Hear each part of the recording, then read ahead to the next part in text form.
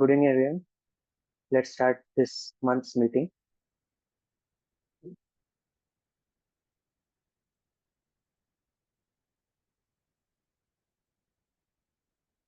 तो last month जब हमने अगस्त मंथ की मीटिंग की थी, तब अगस्त की शुरुआत में वर्ल्ड के सारे मार्केट में काफ़ी फॉल देखा गया था। रीजंस भी हमने डिस्कस किए थे कि यूएस में जो लेबर मार्केट के डेटा थे वो काफ़ी वीक आए थे। मैन्युफैक्चरिंग पीएमआई का डेटा भी वीक आ रहा था। इसके अलावा येन का जो कैरी ट्रेड था उसका अनवाइंडिंग चल रहा था, और साथ में मिडल ईस्ट के टेंशन भी बढ़े हुए थे। और ये तीनों ही चीज़ों में वहाँ से इम्प्रूवमेंट देखा गया, और फर्दर वर्सनिंग नहीं होने के चलते थ्रू आउट द मंथ हमने अच्छी रिकवरी देखी। यूएस के मार्केट भी सारे लॉसेस रिकूप करके इन्होंने नए हाई बनाए, और हमारे मार्केट्स ने भी ये सारे लॉसेस रिकूप करके नए हाई बनाए। अगस्त में इनफैक्ट 23,894 का बॉटम था, और फिर वहाँ से रिकवर होके निफ्टी ने 25,268 पे का हाई बनाया, और 25,234 पे मंथली क्लोज किया। पूरे महीने की बात करें तो निफ्टी 1.1% ऊपर रहा, और ये इसका तीसरा लगातार महीना रहा बढ़त का। आगे के लिए कौन से लेवल इंपॉर्टेंट रहेंगे, तो ये जो रिसेंट टॉप्स हैं डेली चार्ट पे, इनको कनेक्ट करते हैं तो 25,600 के आसपास एक राइजिंग ट्रेंड लाइन आती है।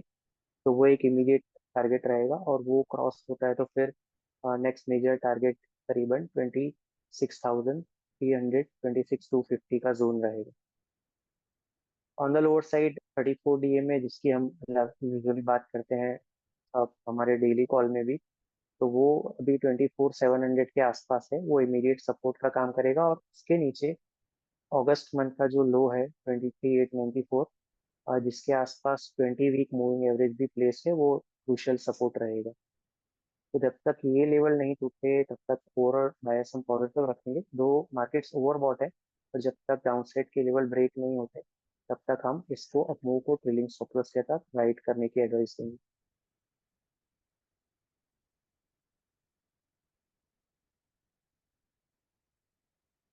लास्ट मंथ के इंटरेक्शन में हमने निफ्टी आईटी इंडेक्स की भी बात की थी।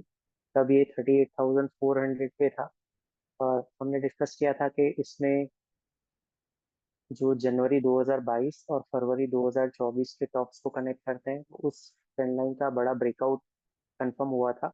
और उसके बाद मार्केट के साथ ये थोड़ा करेक्ट भी हुआ था ऊपर के लेवल से, और 38,400 के आसपास ट्रेड कर रहा था।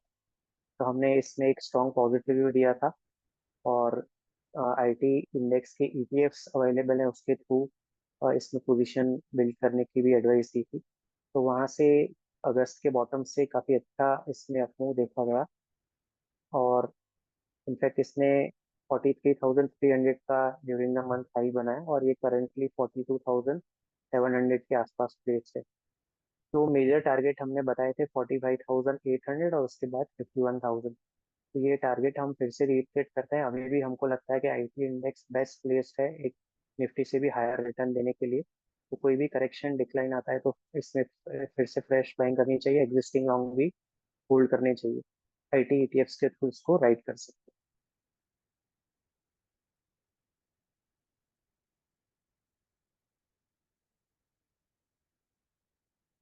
निफ्टी एफएमसीजी इंडेक्स की बात हमने जून महीने में की थी, जब इलेक्शन के रिजल्ट आए थे, और अब ये करीबन 57,600 पे था।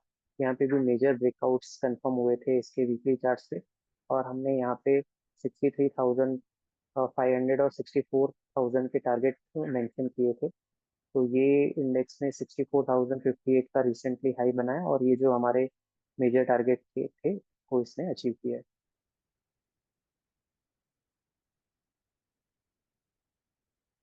मार्च मंथ के वेबिनार में हमने गोल्ड पे व्यू इनिशिएट किया था। रिपीटेडली ये $2,075 के आसपास जो रेजिस्टेंस था उसको इसने क्रॉस किया था, और तब ये $2,120 था जब हमने वेबिनार में बात की थी। और 2,500 से 2,550 के डॉलर के टारगेट की हमने बात की थी। रिसेंटली इसने $2,531 का हाई बनाया अगस्त में, और ये जो मेजर टारगेट था ये गोल्ड में अचीव हुआ है।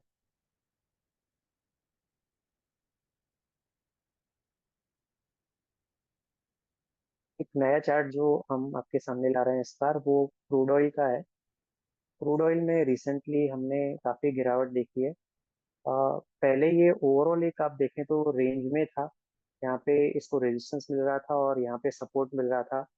पर इस बार ये डिसाइसिवली ये जो मेजर सपोर्ट्स हैं इसको ब्रेक कर रहा है। अ, ये जो ट्रेंड लाइन है वो मार्च 2023 और दिसंबर 2023 के बॉटम्स को कनेक्ट करते हैं, तो वो ट्रेंड लाइन के नीचे क्रूड ऑयल ट्रेड कर रहा है। तो अगर वीकली बेसिस पे भी इसके नीचे सस्टेन करता है तो इसमें एक बड़ा फॉल और आ सकता है आगे चल के। और मेनली अगर बड़ा फॉल नहीं आता तो भी इसमें अपसाइड की आने की गुंजाइश बहुत कम हो जाएगी अगर ये ट्रेंड लाइन डिसाइसिवली ब्रेक होती है। तो क्योंकि इंडिया क्रूड ऑयल का एक बड़ा कंज्यूमर है, ये हमारे लिए एक पॉजिटिव डेवलपमेंट होगा। और साथ ही पेंट और ओएमसी यानी कि ऑयल मार्केटिंग कंपनीज, एचपीबीपी, आईओसी, जिनके लिए ये क्रूड ऑयल एक रॉ मटेरियल है, उनके लिए ये डायरेक्टली पॉजिटिव बन जाएगा। और इसी के चलते आपने देखा होगा कि आज के और कल के सेशन में पेंट कंपनीज और ऑयल मार्केटिंग कंपनीज में एक अच्छा मोमेंटम था। क्रूड ऑयल अगर इसी लेवल पे सस्टेन करता है, इसके नीचे जाता है, तो इन स्टॉक्स में फर्दर अपमूव देखी जा सकती है आगे चल के।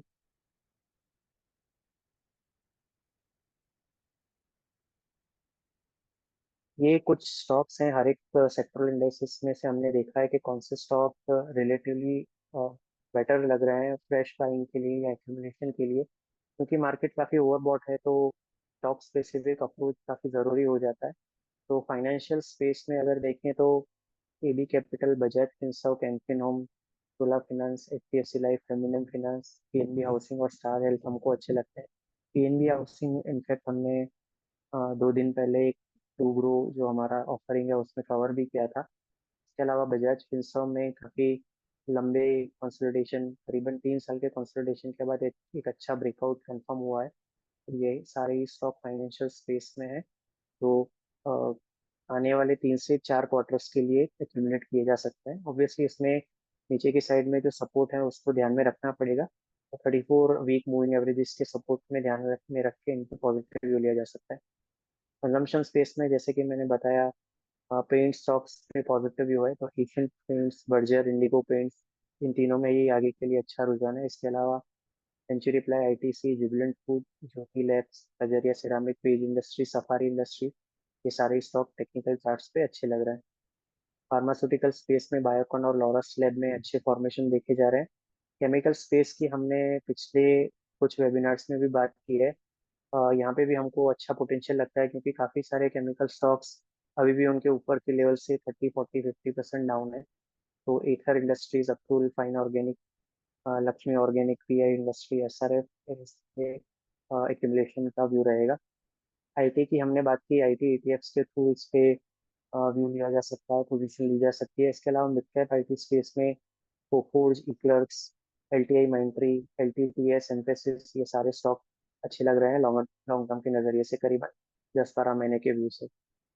और दूसरे अगर जो स्टॉक्स की बात करें तो Apple, DLS, Blue Dart, DCM Shriram, EPL, India Mart, GK Cement, Prism Johnson, Ratnamani, Triveni, SI India, RK Forging, ये सारे स्टॉक भी अच्छे लग रहे हैं। ट्रू अल्फा जो हमारा टेक्निकल फिक्स का सेगमेंट है, जहाँ पे 1 से 2 महीने की होराइजन से हम निफ्टी 500 में से स्टॉक निकालते हैं। उसकी अगर बात करें तो लास्ट मंथ में टोटल 11 रिकमेंडेशन थी जो हमने नई इनिशिएट की या प्रीवियस वाली क्लोज हुई। उसमें से 3 ने टारगेट हिट किया, 3 में स्टॉप लॉस हुआ और 5 ओपन।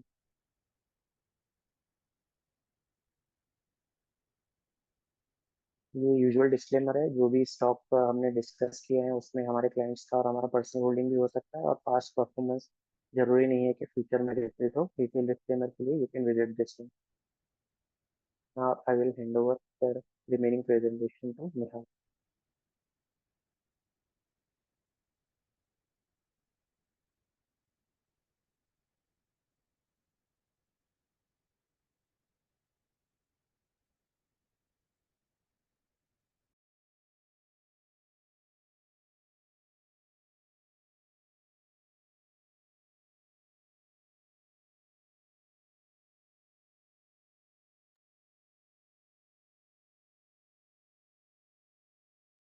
हेलो।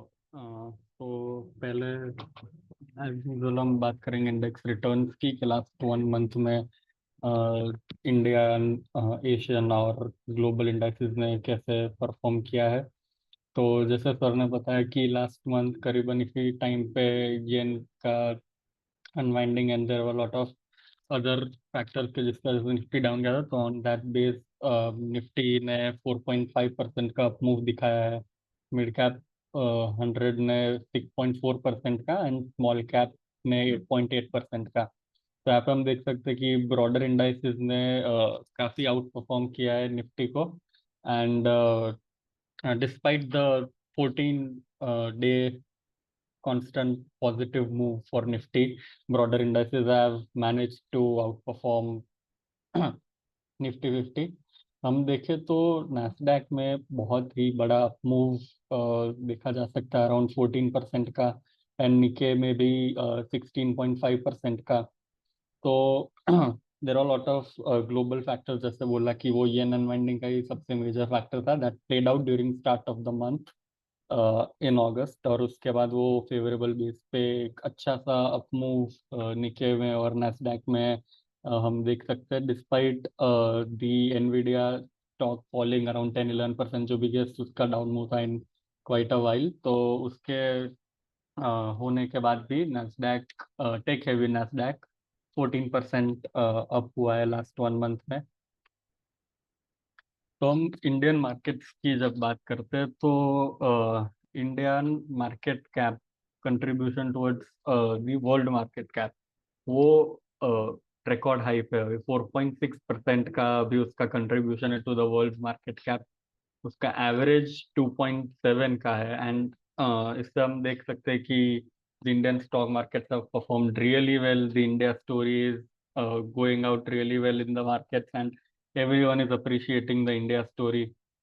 हमने देखा है कि एफआईआई भले ही ज़्यादा पार्टिसिपेट ना करते हो लास्ट 1-2 साल में, उनको वैल्यूएशन हाई लगते हो जो भी हो, but Indian investors are gaining a lot of strength. And वो हम देख सकते हैं कि हमारे मार्केट्स ने भी एफआईआई के जो नेगेटिव फ्लोज थे पिछले 1-2 साल में, उसके अलावा भी एक अच्छा सा अपमूव देखा। एंड इंडिया का contribution towards world market cap of 4.6% is a really tremendous job that the Indian markets have done and the Indian economy has done. तो यहाँ पे हमने काफी टाइम बात की है बैंकिंग सेक्टर की, और कि कैसे banking sector presents a very good investment opportunity for the long run. तो Q1 के जो रिजल्ट आए थे, उसमें आप देख सकते हैं कि निफ्टी बीएसएसआई का जो पैट ग्रोथ था वो 12% का था। निफ्टी का जो था वो 7% का था। And Nifty ex of BSSI was at 4.6% only. तो यहाँ हम देख सकते हैं कि जो बीएसएसआई सेगमेंट है उसने काफी एक अच्छा परफॉर्मेंस दिखाया है लास्ट क्वार्टर में, ईयर ऑन ईयर।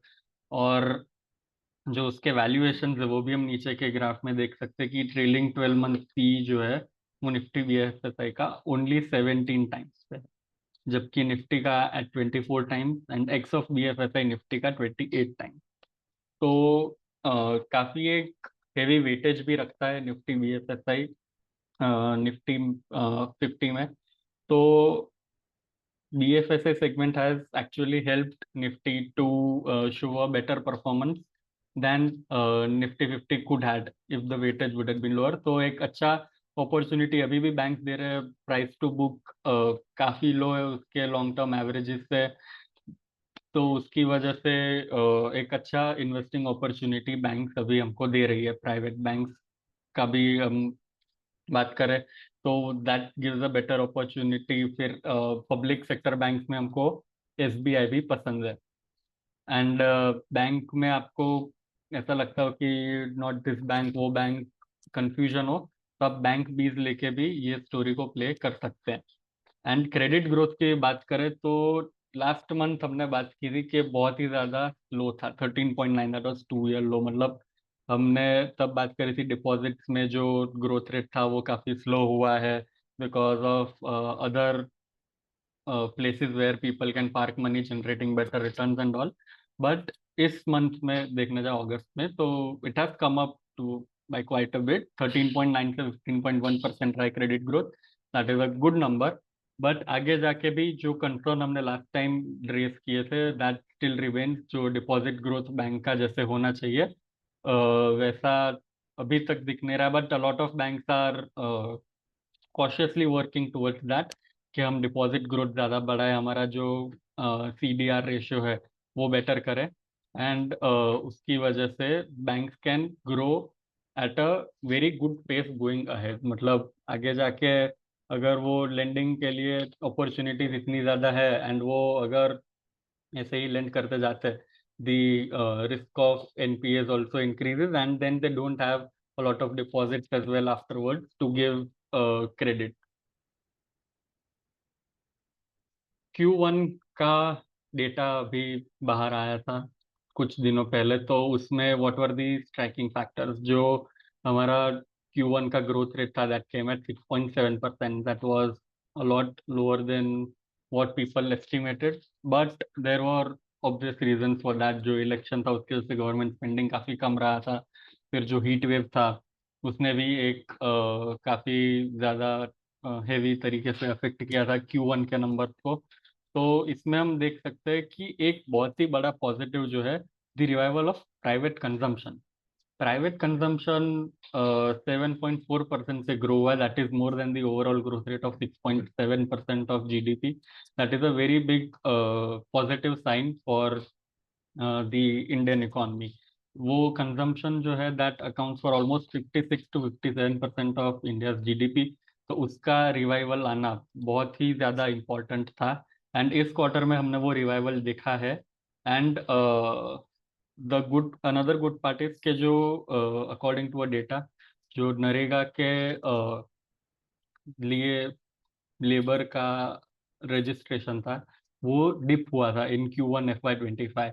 तो that is a good sign कि people are finding other avenues जहाँ उनको एम्प्लॉयमेंट मिल रहा है. गवर्नमेंट से भी थोड़ा वो एक बोझ जो है वो कम हो रहा है. तो government can also spend that money in different schemes.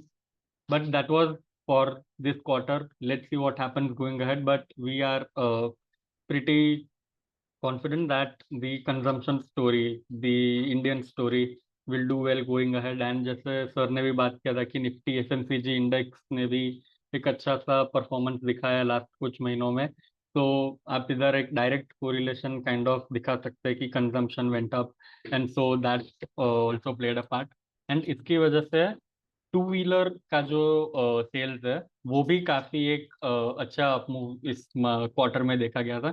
तो उसका भी एक आप कोरिलेशन बिठा सकते हो कि consumption story was good, and so the two wheeler sales were also very good, क्योंकि वो एक रूरल कनेक्ट उसमें काफी ज्यादा है.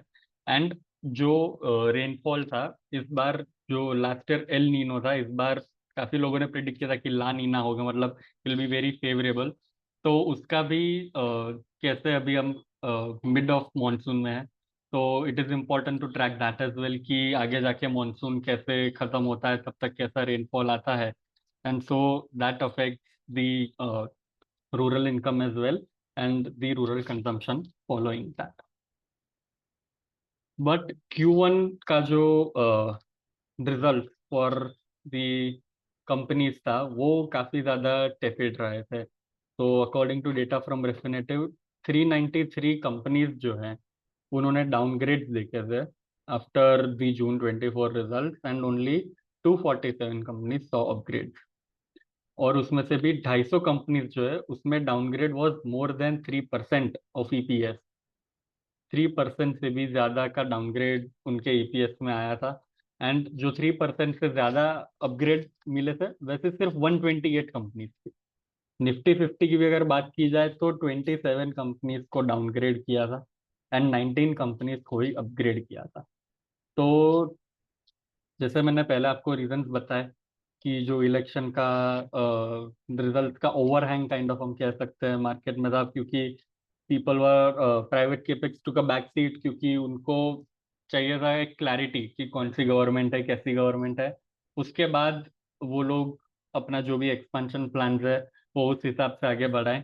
तो अभी वो क्लैरिटी जबकि आ चुकी है, उसके बाद हम भी एस्टिमेट करते हैं कि the other quarters going ahead will be way better than Q1 for the earnings of companies.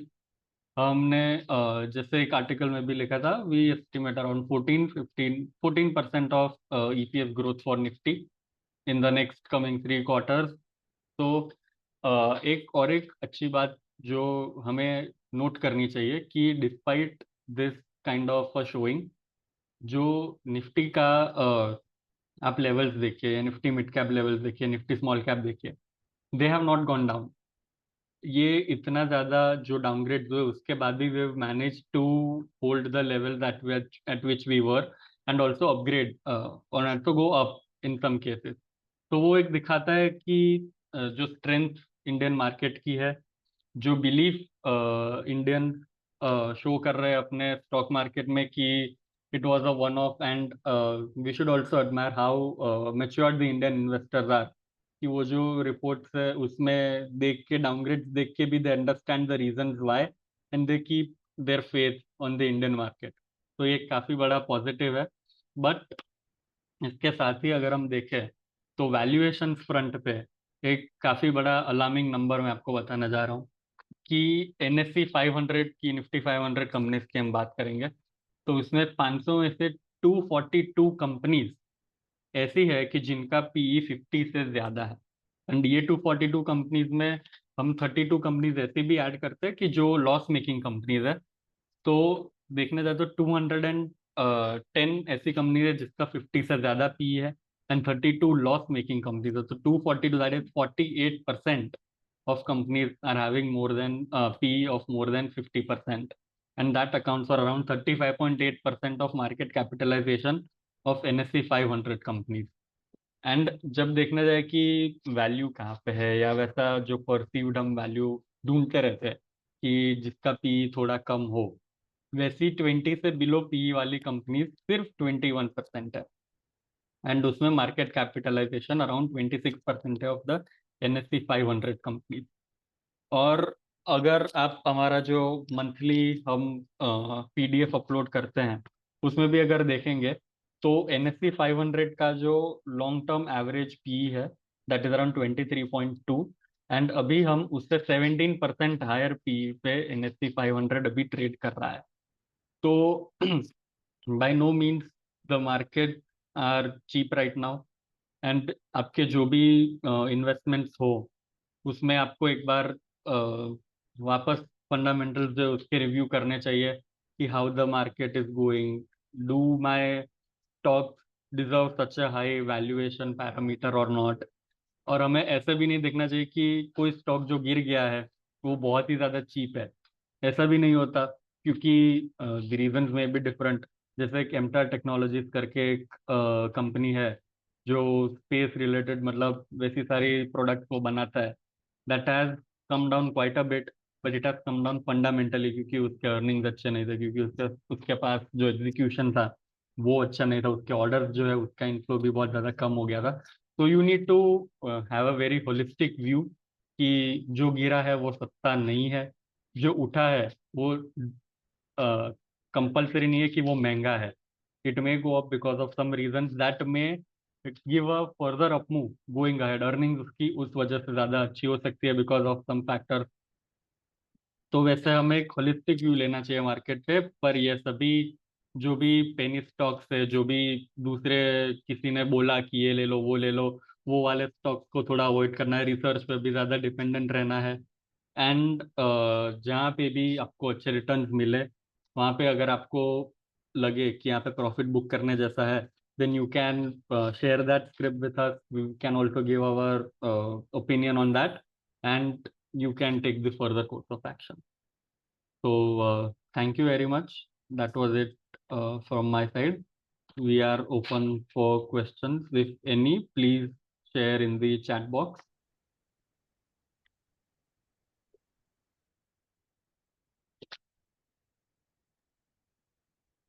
As usual जो हमारा व्हाट्सएप नंबर है वहाँ पे can post your stock specific query.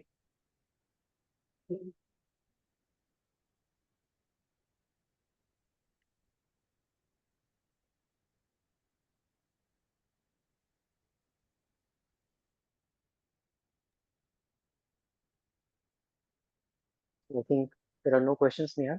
So we one HFCL and PCBL, मतलब ये जो भी stock related queries है, please post that in our WhatsApp number so we can give a view on that. View on Imami as well. Please ask on WhatsApp. Uh, there's a question, sir. As per your analysis, now market should correct or not? मैंने अपने presentation में जैसे बताया कि market overbought जरूर से है, but usually हम लॉन्गर टर्म चार्ट्स पे अगर बात करें तो 34-20 वीक मूविंग एवरेज ऐसी हर बार आपको बात करते रहते हैं। तो वो लेवल्स जब तक ब्रेक नहीं होते तब तक बड़ा करेक्शन तो नहीं आता। रनिंग करेक्शन आ सकते हैं पर लॉन्गर टर्म चार्ट्स अभी भी इम्पैक्ट है। तो हमारे हिसाब से 23,900 का जो अगस्त महीने का बॉटम है उसी के आसपास आपकी 20 वीक मूविंग एवरेज भी है। तो ट्रेंड रिवर्सल के साइन वो ब्रेक होता है तभी आएंगे। बाकी जो डे ट्रेडर या पोजिशनल ट्रेडर के सपोर्ट रेजिस्टेंस लेवल है वो तो हमारे डेली कॉल्स में आपको मिल जाएंगे। इसके अलावा हम वीकली टेक्निकल इंसाइट नाम का रिपोर्ट भी बनाते हैं, टेलीग्राम पे वो पोस्ट भी करते हैं। तो जो ट्रेडर्स के लेवल्स हैं, डे ट्रेडर्स और 2-3 डेज काइंड ऑफ ट्रेड लेते हैं, उनके लेवल्स वहां से मिल जाएंगे। और बड़ा करेक्शन तभी आएगा जब 20 हफ्ते की 34 वीक मूविंग एवरेज ये सारे बड़े लेवल ब्रेक होते हैं। तो उसके लिए अब पहला साइन आएगा 23,900 जो अगस्त का बॉटम ब्रेक होता है तब। For the long term as well, a lot of money was lost in the wait of correction than the correction itself. तो अगर आप long term investor है, then systematically you should invest your money wherever you see value. फिर इसका सही approach ऐसा होना चाहिए कि जैसे हम ट्रू आइडिया हमारा जो सेगमेंट है वहाँ पे 1 ईयर के प्लस से होराइजन से स्टॉक देते हैं। ट्रू ग्रो होता है जहाँ पे टेक्नोफंडा कॉल होते हैं 1 साल के होराइजन से। ट्रू अल्फा होता है वहाँ पे 1-2 महीने के कॉल होते हैं। तो वहाँ पे हमारा एफर्ट रहता है कि जो फ्रेश स्टोरीज हैं जो ऑलरेडी रनअप नहीं आ चुका है या जिसमें अभी भी पोटेंशियल है, तो भले ही मार्केट ओवरऑल ओवरबॉट है पर जैसे कि मैंने अपने प्रेजेंटेशन में भी मेंशन किया, काफी सारे स्टॉक हमको लगता है कि 3 साल से चले नहीं है, 2 साल से चले नहीं है और वहां से एक फ्रेश ब्रेकआउट आ रहे हैं। जैसे पीएनबी हाउसिंग का मैंने मेंशन किया कि ये स्टॉक अगर हमारा रिपोर्ट आप टेलीग्राम पे जाके देखेंगे तो 8 महीने से 9 महीने से एकदम कंसोलिडेशन के फेज में था और फिर फ्रेश ब्रेकआउट आ रहा है।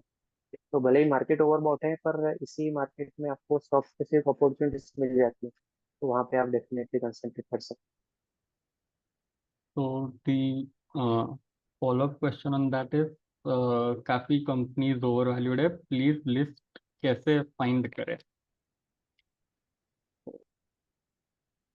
फंडामेंटली अगर इसमें हम बात करें तो आप देख सकते हैं कि जो भी डिफेंस सेक्टर है, फॉर एग्जांपल, उसमें उसको पहले क्या वैल्यूएशंस मिलते थे, अब उसके क्या वैल्यूएशंस चल रहा है।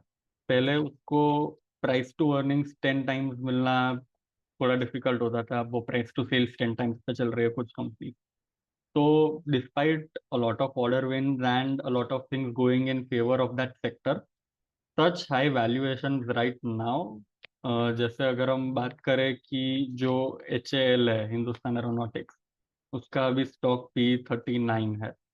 फिर उसमें भी after the 15% correction that it has seen, जो गार्डन रिच बिल्डर है, उसका अभी P59 है, जो उसका लॉन्ग टर्म मतलब 5 ईयर एवरेज पी उसका 15 था। तो and this 59 number is also after a 33% correction from its high. तो ये ऐसी जो कुछ फैक्टर्स होती है वो दिखाती है कि यहाँ पे थोड़ा फ्रॉथ, जो भी काफी ट्रेंडिंग वर्ड है, यहाँ पे अभी थोड़ा फ्रॉथ बन चुका है। एंड अगर आप वो होल्ड कर रहे हो तो प्रॉफिट्स बुक कर सकते हैं, या उसको भी बहुत ही ज्यादा क्लोजली वॉच करना चाहिए। अगर आपने शॉर्ट टर्म के लिए लिया हो तो उसका जो भी SL हो वो मेंटेन करना चाहिए। तो देर आर सच पैरामीटर्स। और अगर आपके कोई भी ऐसे कंपनी स्पेसिफिक हो क्वेश्चंस कि do you think that this company is over valued right now और नॉट, तो आप वो श्योर हमें व्हाट्सएप पे शेयर कर सकते हैं and we can give overview on that. ये रिकॉर्डिंग कहाँ देखने मिलेगा? तो we have a YouTube channel of Funds Bazar Broking. वहाँ पे हम एक दो दिन में ये रिकॉर्डिंग अपलोड कर देते हैं। एंड जो भी प्रीवियस मंथ के भी हमारे मीटिंग रहे वो वहाँ पे अभी अपलोडेड है लास्ट 3-4 महीनों के। GMR पावर कहाँ तक जा सकता है, please ask on WhatsApp. View on mid cap and small cap index.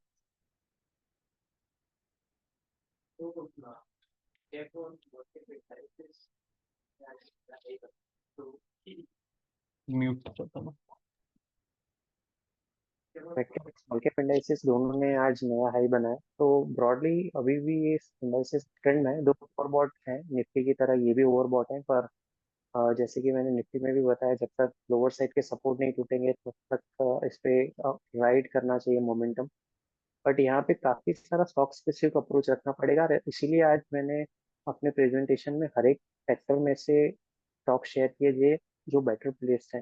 तो अप्रोच चाहिए कि जो काफी रन आ चुका है उन स्टॉक को फ्रेश बाय कंसिडर नहीं करें। ट्रेलिंग स्टॉक्स के साथ एक्सिस्टिंग लॉन्ग जरूर से होल्ड करो, बट फ्रेश बाइंग उसी स्टॉक में करो जहाँ पे एक कंसोलिडेशन के बाद ब्रेकआउट आ रहा है। ये टेक्निकल व्यू हो गया। फंडामेंटली भी जो प्रो आइडिया का हमारा कंसेप्ट रहता है कि कंपनी के मैनेजमेंट का कॉन कॉल वगैरह सुन के और उसके अर्निंग्स का मॉडलिंग करके जो फेयर वैल्यू से नीचे चल रहे हैं वैसे स्टॉक हम निकालते हैं। तो इधर वेज में अप्रोच ऐसा होना चाहिए कि under valued stock fundamentally choose करो, और या फिर टेक्निकली जो कंसोलिडेशन के बाद फ्रेश ब्रेकआउट आ रहा है वहाँ पे आप फ्रेश बाइंग करो। एग्जिस्टिंग वहाँ पे ट्रेलिंग स्टॉप लॉस का अप्रोच रखना। एंड जो भी थ्रू एडम स्टॉक देते हैं उसमें कोई भी एक correction should be looked as an opportunity to buy. जैसे लेमन ट्री का हमने अभी रिकमेंडेशन दिया था बिफोर अ मंथ और सो, वो 140 के लेवल पे हमने दिया था, and after that it went down to around 115 120। तो वो एक अच्छी अपॉर्चुनिटी थी ऐड करने के लिए अगर आपने 140 पे लिए थे, या तो अगर आपने 140 पे अगर नहीं ले पाए थे तो 115 was a very good opportunity to buy that that stock. And उसके बाद हम देख सकते हैं कि आज भी वो 130 के आजू बाजू आ चुका है। तो वो जो भी करेक्शंस हो वो एक अपॉर्चुनिटी की तरह देखना चाहिए। एंड बालाजी अमाइंस एंड वो सब क्वेश्चंस आपके जो भी है South Indian Bank, please ask on the chat WhatsApp number that we posted on the chat.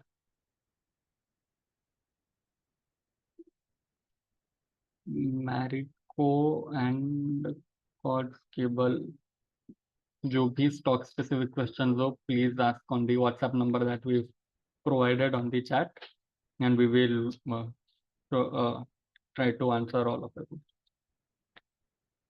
And जो भी आपके क्वेरीज हो प्लीज आप उसमें बताएं कि आपको नई एंट्री लेनी है, are you holding it, and if you are holding it then at what price, so that job becomes easier for us.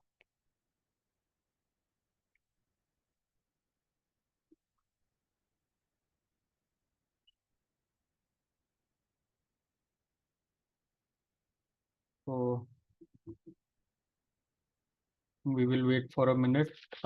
If we don't get any questions, then we can close this meeting.